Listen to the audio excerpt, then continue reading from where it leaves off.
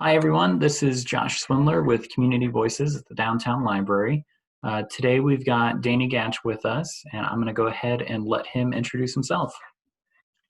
Hi, my name is Dan, founder, the executive director, and the pastor of the Crossing Outreach Ministry in St. Joe. Okay. So with this series, we kind of highlight different community figures and the work that they're doing to help our community. And we like to talk about their history in the community and how they started doing that work. So the first question that I have is, how long have you been in the community? Well, I was born and raised in St. Joseph, Missouri. And I started, we're on 8th and Locust Street, and sitting here in my office, I can see where it all began 71 years ago. I went to church and school at the old Immaculate Conception, Okay. the church in grade school. And went there for quite a while, and then I went down to St. Patrick's School down on 11th Street, and then I went to Christian Brothers High School. And so I've been here all my life. So, That's and great. then after high school, just right after high school, I was in the military. I was in the Navy. I went over to Vietnam in 1969 and came back and did some work with truck lines and things like that, and did sales work in downtown St. Joe in the early 1970s. And so I've seen a lot of change in the downtown area and St. Joe itself, from people that used to be downtown, move out to suburbs, and seeing people now move from suburbs back down to downtown St. Joe. So it's kind of exciting to witness all that going on. Yeah, it is. So I've been part of the downtown group for the last 3 or 4 years. I really got plugged in, and then I work at the downtown branch. So it is really exciting to see the ways that it's flourishing. You know, I grew up in town too, and I can remember being in high school and riding my skateboard around downtown, and there was just nothing. Like, there was nobody there. There was the bank and Boudreaux's. That was it. Yeah. It's exciting to, every time you drive by the Felix Street Square, there's always somebody there. There's businesses all around. It's exciting. Yep. So, even back when my dad was the foreman of the Aunt Jemima Pancake Flour Mill downtown. And so when I was, 5 or 6 years old, we'd go down to the mill and he'd say, "Boys, go over and put your hand on the mill. It's still warm from yesterday when they was milling the flour and oats," and that's things cool. like that. So, and he retired from Quaker Oats when Quaker Oats bought out the flour mill downtown. And Mom and Dad served in the community doing work with the cerebral palsy adult people for like 14 years. And that really inspired us to come back downtown and work with people that were homeless and had addictions, and veterans, and people that were incarcerated. Yeah. And so they were a real inspiration for us, my wife Twyla and I, to do that. So, well, that's great. Well, that kind of moves us into our next question, which is, how did you start the crossing? And if you could kind of go into what you would say is the primary goal of the crossing.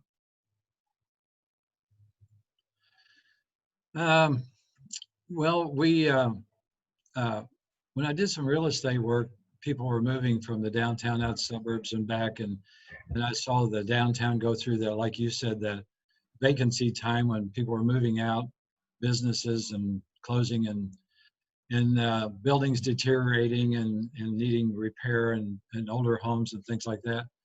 So we were really called to come down and do something. We served with other community missions and people like that, served meals to the homeless population, and kind of just here and there, a little bit at a time, and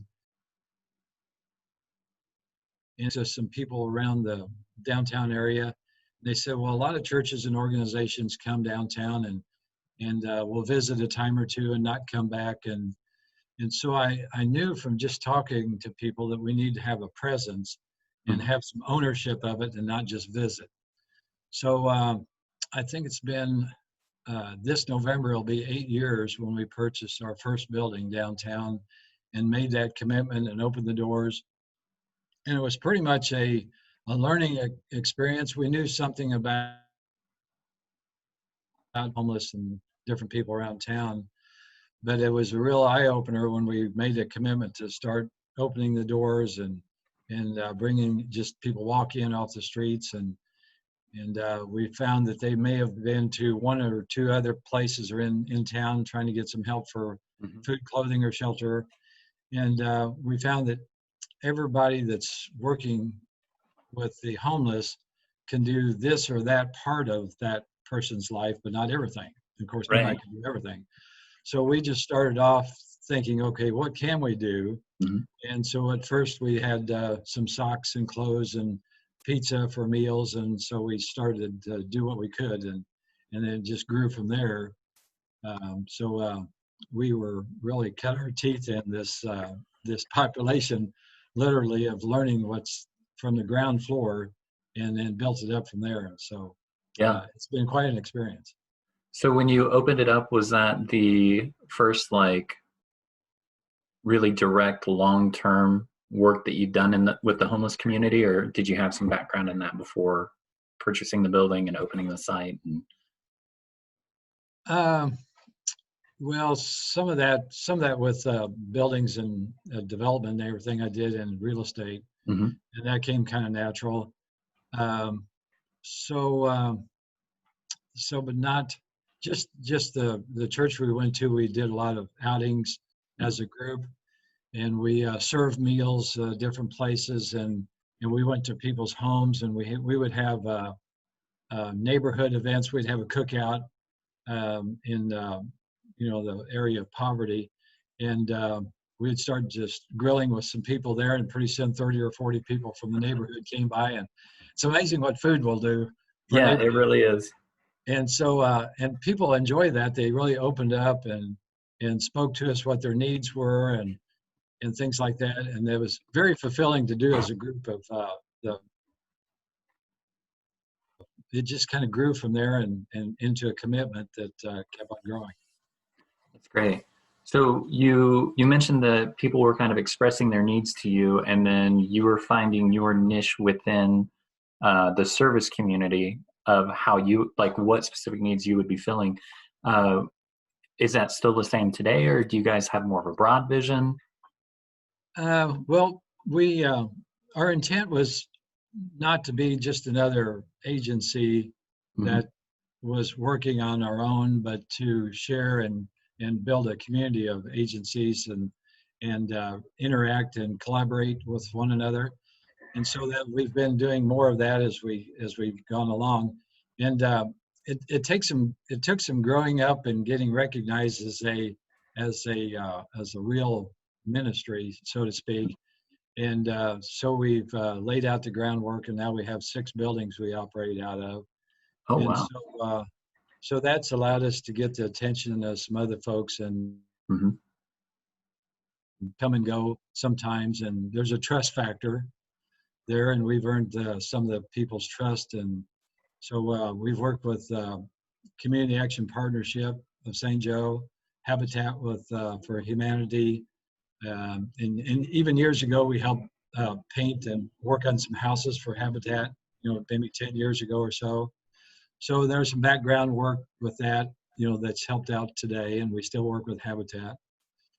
Different church organizations and businesses and schools, like St. Joe Christian School. They have the youth groups come down to 20 at a time and do work projects.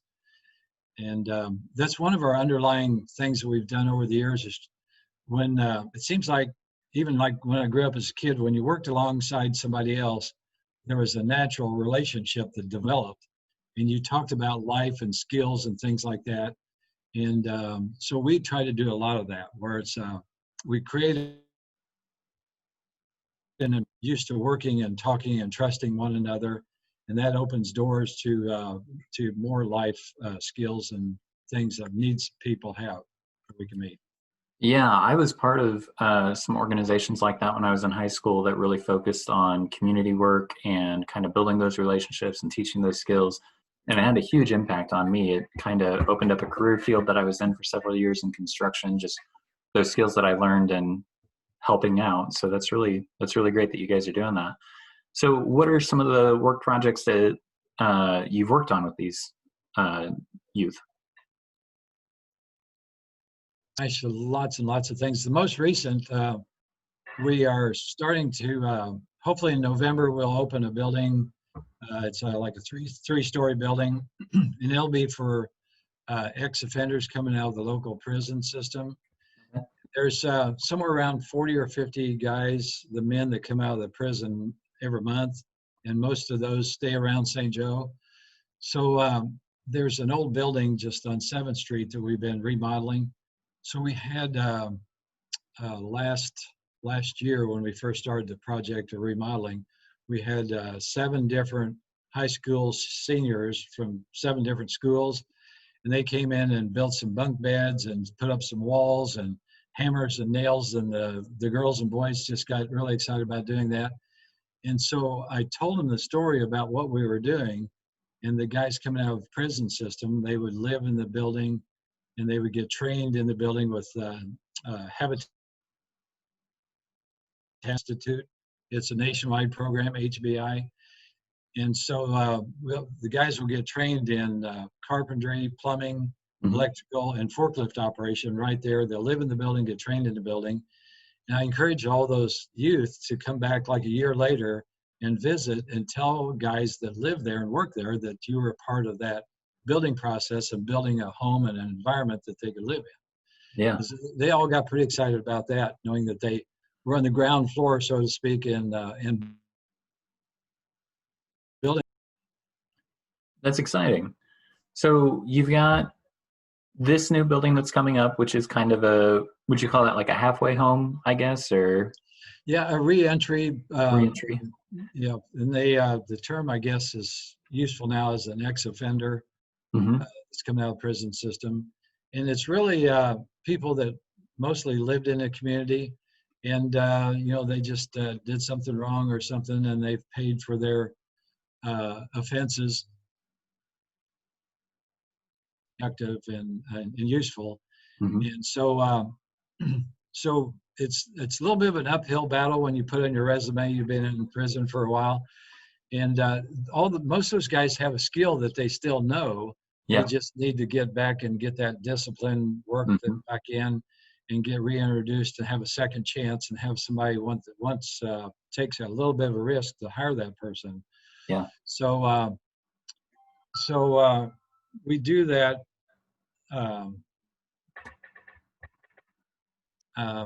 It's really encouraging to see somebody that's and also along the line, we want to have people stay in some of the buildings we have and work with other people that come out of the prison. We have 2 guys that have been in prison now, and they're working on the building, and they live on the campus here, and so that helps other people. They can relate to somebody else that's coming out.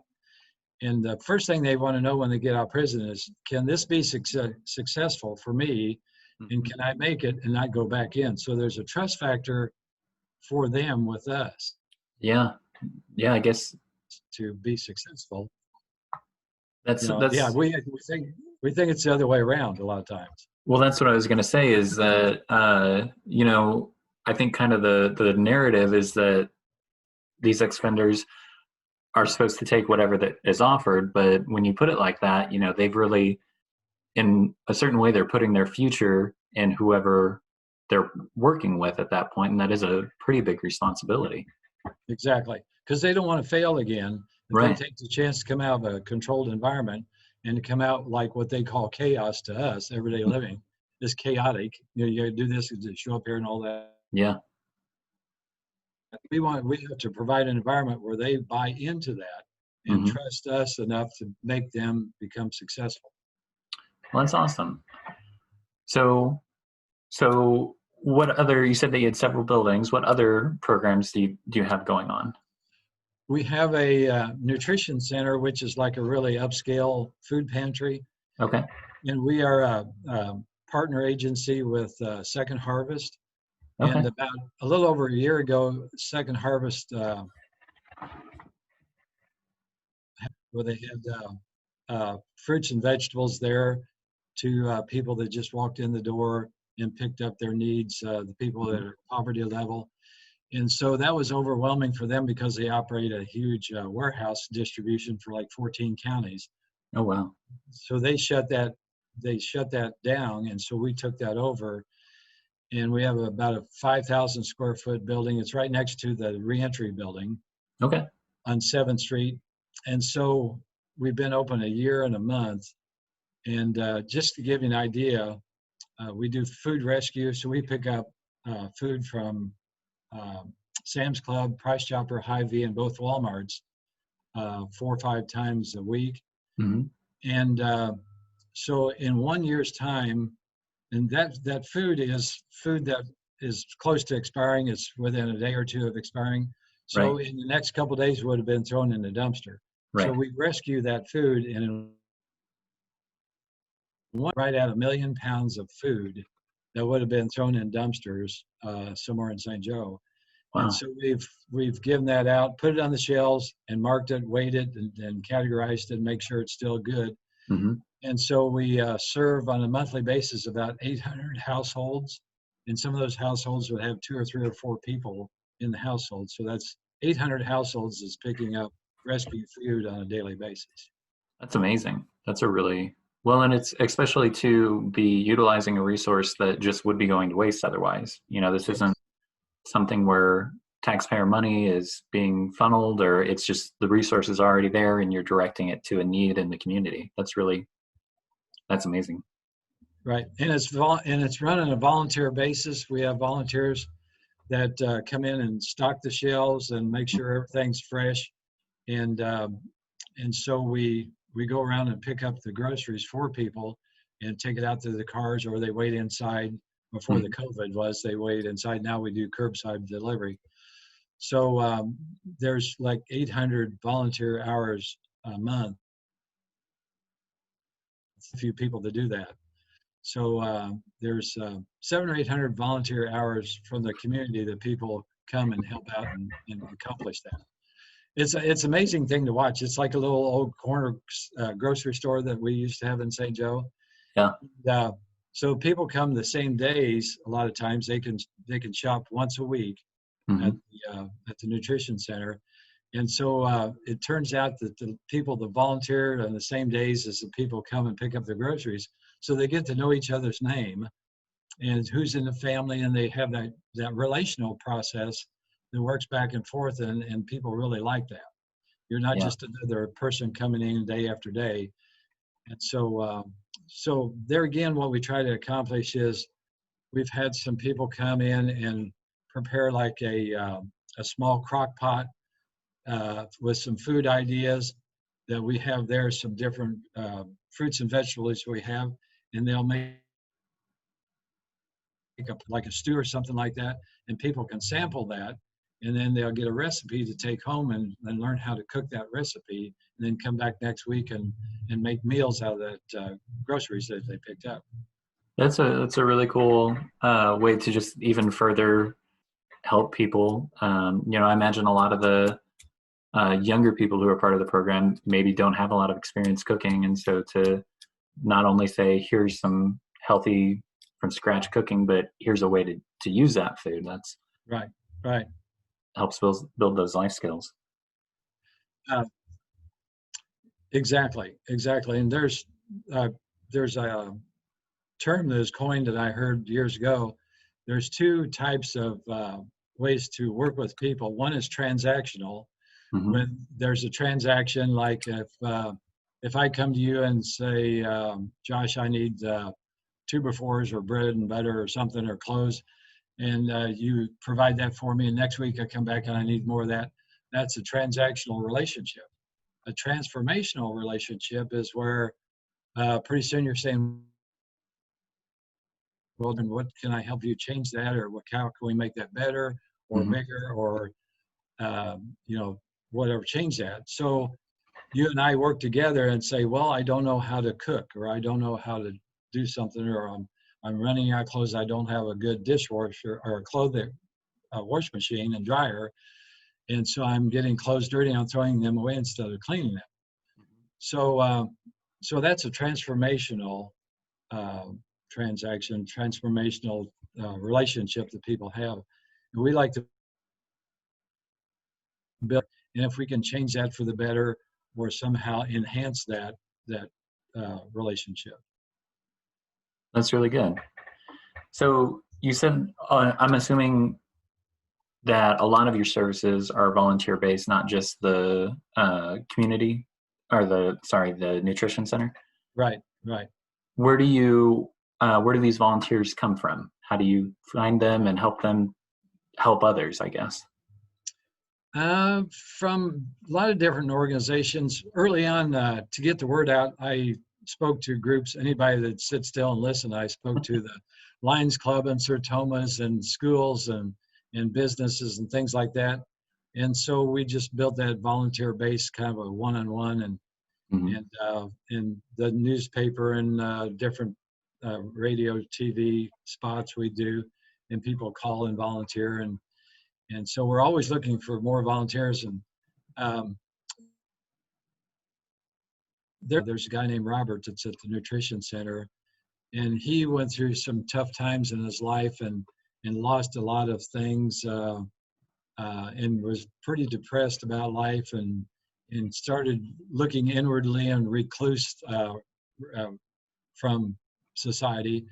And he came down to get some food one day and started talking to people, and we started talking to him, and he was really blessed by that and uplifted and encouraged.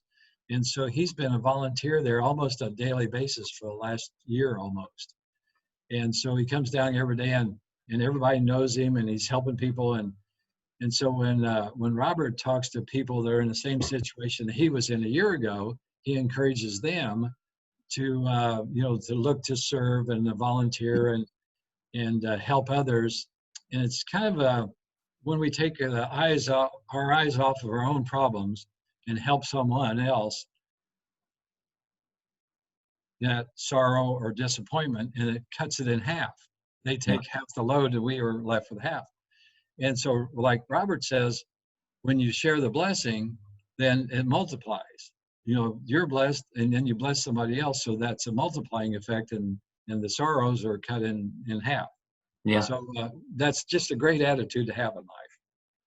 Yeah, I really like that. And especially for him to have been served and then to use that to serve and help others who Right. are in the same position. That's really great. Right. Well, so one of the things that I wanted to talk about, you mentioned that COVID has had an impact on the nutrition center and the way that people can come in and shop for their food. Has it affected the other aspects? I know you've got the shelter and that sort of thing. Right. We the shelter started a day center, a shelter for the daytime, and after one of the agencies in town changed their model, then we opened up our main building on 8th and Locust as a shelter. The Salvation Army changed their business model around a little bit. So we opened a shelter and put cots on the floor. There was 60 men and women that came in to the shelter on a daily basis. And so we ran that as through the evening, worked with community missions, and they were a day center. They were open during the day. So the people that stayed there during the day came over to our other building and stayed through the night, and we served a meal. And so that worked out really well for about almost 3 years. And then that changed again, and we lost some funding that we had in place. So Community Action Partnership at St. Joe came by about in July and said they had some funding to operate the shelter. So we're up as a shelter with a lot of different things, cots already in place. And so they took that over November 1st. Okay. And that helped us take some pressure off that 24-hour, 7 days a week operation. So, and that's especially, and so through that time, we never had anyone that was uh, tested positive from Right. the COVID. So we ran a good, clean operation, and everything was we were pretty much immune from that, and still have been. So that's and we found a lot of people that during that time that they their households kind of broke up, and if they had somebody they couldn't be around, then they stayed at the shelter during that time, Yeah. and a place that they could go. And the people that were their jobs weren't available anymore. Mm. They needed shelter and food and clothing, so we were able to take a lot of those folks in the shelter that even just temporarily, Hmm. because it's basically emergency shelter, so it's not a long-term shelter. So there was a lot of people that came for 5 days, 10 days, or 2 weeks, and then they got back going again. They may have lost housing or weren't able to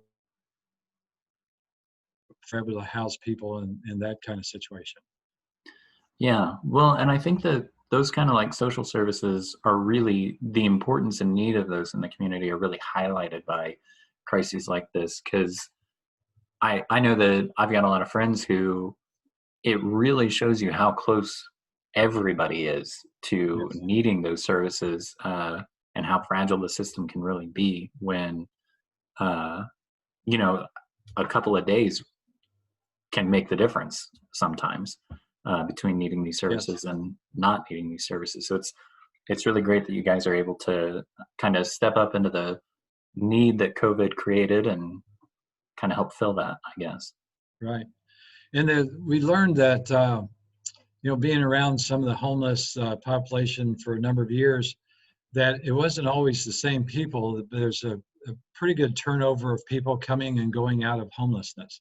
Right. It's if you think about one way to really try to digest and figure out homelessness is if you tie it with the unemployment rate in a certain city, then there's always going to be uh, a certain percent of our town that's been like 3 or 4 or 5% the people are unemployed. It's not the same people year after year. Right. Somebody may lose their job. It takes a while, and then they get back on their feet, and they have a good job for a while, and then they lose it again. Then they lose housing, and so on and so forth. So homelessness is a lot like that. And when you look at the numbers, it really verifies what I'm talking in our main building. Um, we had we had 60 cots, and on average, we had 50 to 65 men and women stay at the Mhm. shelter. And the longest stay was about 60 days. Most people were here like 14 or 15 days, or maybe 30 days. And so in that year's time, we had 1,000 people come through our doors, unduplicated visits. Oh, So wow. that's turning over that entire population almost 10 times. Yeah. It truly was an emergency shelter that somebody just needed a place to stay for a week or two or three, and they lost their job, and so they couldn't pay rent, so they had to stay here, and Hmm. they had their meals furnished and their housing furnished, so they were able to save up rent and deposits for utilities during that time. Yeah, that's amazing. That really, I can't imagine how life changing that would be for somebody to kind of be looking down that road and then to have this option open up and help them get back on their feet. Yeah. Yeah, So it's very humbling. People would really almost apologize for being in that situation. It's very humbling to sleep on the cot with 30 or 40 or 50 other people. The other thing that we weren't quite prepared for is out of that number, 25% were female mhm. that were homeless on the streets, or were lost housing or something during that period. So that's a large population of women that were on the streets. The other thing was we would think it'd be more focused on a certain age group or a certain capability or skill set, but there was people in the shelter anywhere from 18 to 80 years old, men Okay. and women. So, and there was girls that were pregnant. Mhm. There was people that came out of the hospital about a 5-month period a year ago there was at least one or two men that were amputees, single or double amputees, that were waiting for a prosthetic leg to get used to, and they were here for 30 days or 40 days in that transitional period while they were waiting to get literally back on their feet and going again. And they were in wheelchairs, and we weren't totally equipped for that or ready for that, Right. but that was one of the needs that we saw, that we kind of had to grow into that and provide that that help. Well, that's great. Well, we're coming up on 30 minutes. I have two last questions. I know that one of the reasons I wanted to talk with you was to I know there are a lot of people who want to help, and how can they help you, I guess, would be what's the best way that if somebody wanted to get involved or help out, what needs does your organization have? Serving meals. One of the things we pick up with, besides the meals from the grocery stores, we pick up the meals that are the leftovers from the buffet at Mosaic Hospital. Okay. So we rescue that food. When it's taken off, it's put in refrigeration. We go out and pick up those meals. And so we serve meals from that buffet for 30 to 40 to 50. So, and that's all done with volunteers. So we warm that food back up in a warming kitchen and put it together. And so right now we take those meals and put them in the to-go containers and take them over to the shelter. Okay. And so that whole process is changing around a little bit with Cap St. Joe. And so we're trying to involve the food kitchen in the preparation of that. And so we need some volunteers to help out with that. And it's just a couple hours a day, and people can volunteer or a weekend. And if they just volunteered like once or twice a month would be a huge blessing. That way it doesn't put a burden on somebody to work a lot of hours per month. Yeah. So we like to spread out the love, so to speak, in the community. And St. Joe, being here all my life, just kind of like you said yourself, is a very caring and sharing community. And it's small enough that people know who you are, and maybe your relatives and friends, and it's just big enough for there's enough people to take on a task and help out, whether it's a flood or a disaster or just people down on their luck and need some help. St. Joe is a great community to be a part of. I definitely agree with that. So if they wanted to help, how would they get a hold of your organization? We have a website that needs a little bit of attention, but the website is crossing-outreach.org. And then anybody can call my cell phone number, and that's 816-617-2148. And we have a Facebook page also that if somebody like to leave their information, outreach of St. Joseph, Missouri. Okay. All right. Well, that's all that I had. Thank you for your time today. Hopefully this will help people learn more about the great things that are happening in our community. I know that I really enjoyed talking with you and learning quite a bit myself. Thank you, Josh. I appreciate it. All right. Have a good day. Thanks. Bye-bye.